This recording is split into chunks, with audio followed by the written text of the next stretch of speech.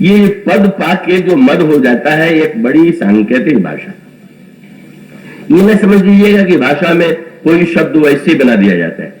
एक बार कभी मेरे मन में ही एक प्रश्न आ गया कि वह शरीर में सबसे ऊपर से है, तो जब किसी को उच्च स्थान मिले तो ये क्यों कहते हैं कि राष्ट्रपति पद, प्रधानमंत्री का पद, मुख्यमंत्री का पद, मंत्री का पद? जब ऊंचा स्थान मिला तो कहना चाहिए राष्ट्रपति मुख प्राप्त हुआ, प्रधानमंत्री सिर प्राप्त हुआ।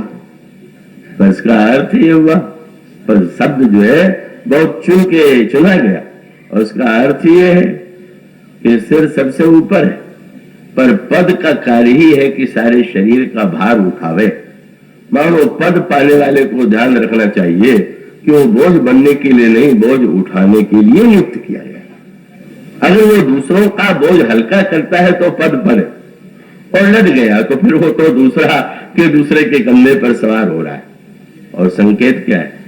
जब कोई गिरेगा तो पद से ही गिरेगा। जब आपको चोट लगेगी, फिसलेंगे तो कहां से फिसलेंगे?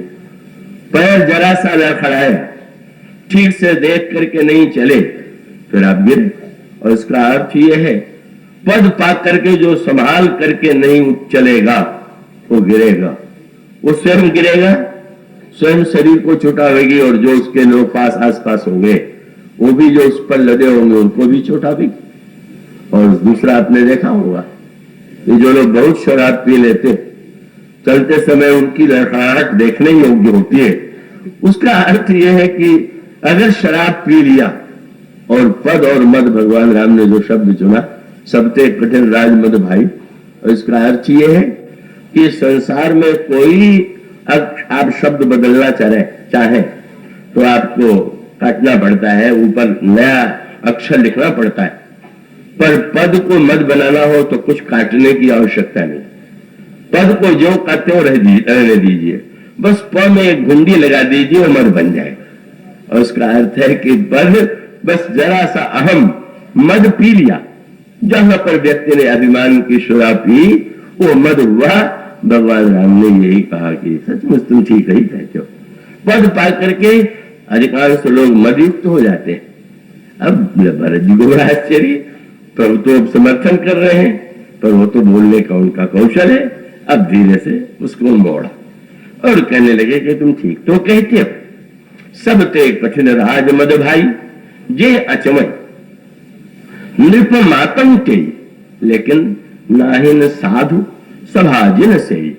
और फिर कहने लगे लक्ष्मण, ये राज्य पद मैं तो कहता हूं भरत ही होई न राज मद, विधि हरिहर पद पाए, कबहू की काजी सी करहि क्षीर सिंधु में रसाए।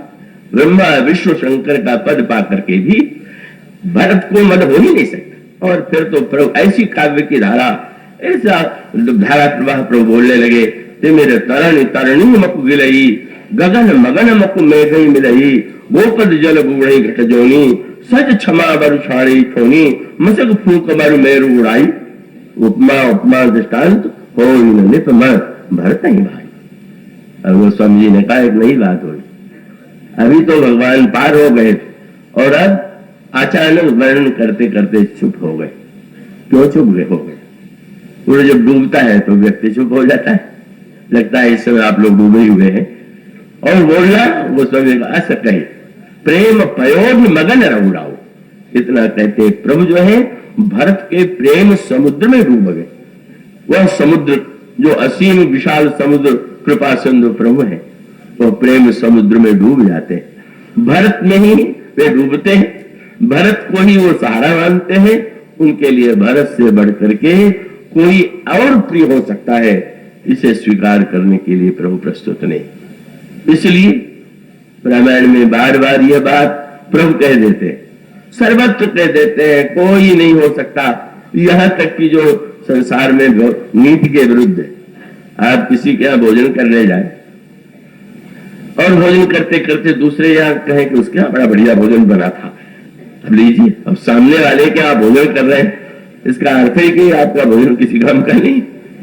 अब प्रभु लक्ष्मण से एक दिन कहने लगे चित्रकूट में, भरत तात तुम्हार सपथ पितु आना, भरत में लक्ष्मण मैं तुम्हारी शपथ लेता हूं और पिताजी की आन क्या बोले सुच सुबंध नहीं भरत समान।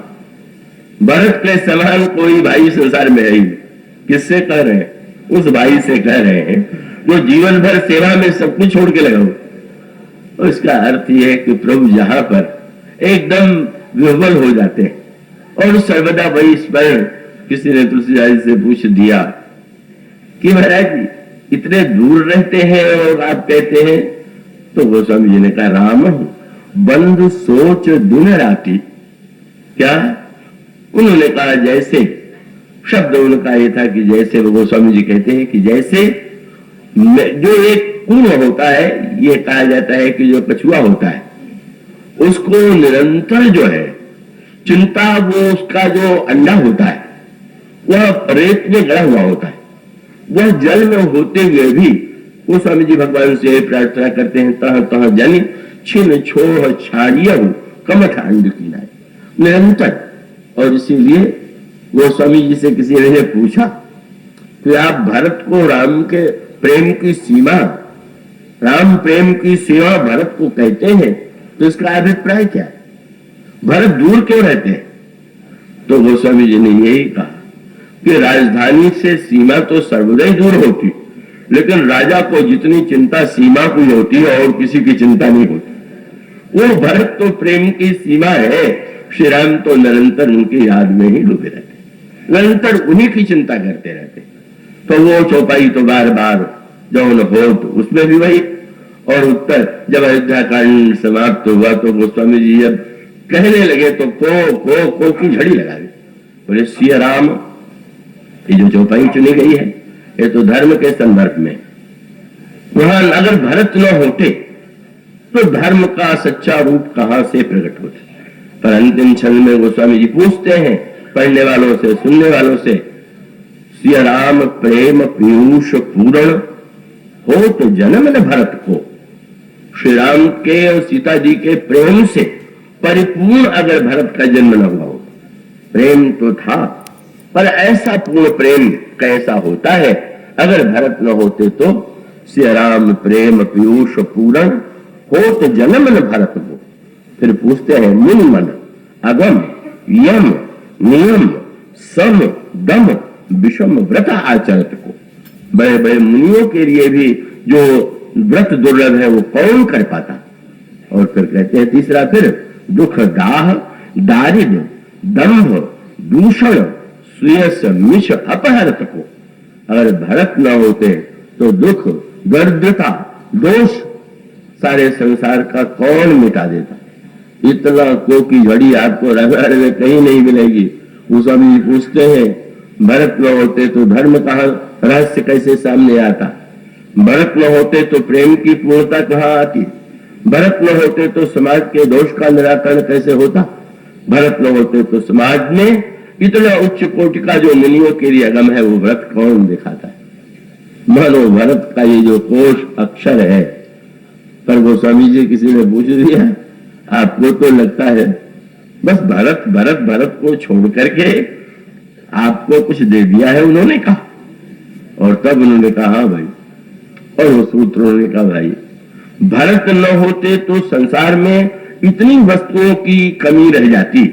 पर जहां तक मेरा संबंध है उन्होंने ये कहा कलिकाल तुलसी से सठन हठ राम सन्मुख करत को। इस युग में जिनके द्वारा मैं श्री राम के सन्मुख जा पाया वह एकमात्र भरत।